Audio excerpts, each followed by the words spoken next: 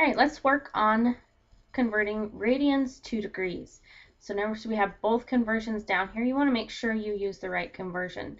But again, if you're going to radians, the pi goes on top. If you're going to degrees, the 180 goes on the top of your conversion.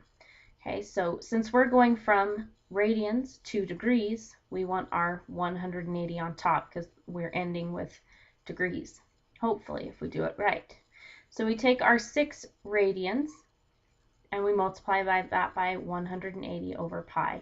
Now, we're not going to leave pi in our answer, so what we'll just do is multiply 6 times 180 and then divide by pi. And when we do that, we get about 343.77 if I'm rounding there. Okay. Next one, convert pi over 8 radians to degrees. So again, since we're ending with degrees as our answer, we put the 180 on the top.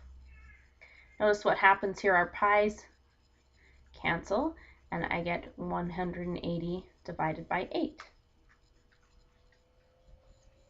which is 22.5 degrees. At any point you want to pause and try these next two, see how you do that. It's totally, that'd be a pretty good idea. Okay, here we have 24 pi over 25 radians. We want that in degrees. So again, we put the 180 on the top of our conversion and pi on the bottom.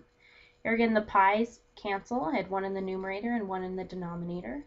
And then I just have to multiply what's left. So on top I have 24 times 180. On the bottom I have 25. So I do 24 times 180 and then divide by 25. And when I do, I get 172.8 degrees.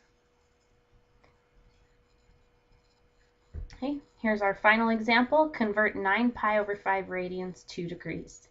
So we have our 9 pi over 5.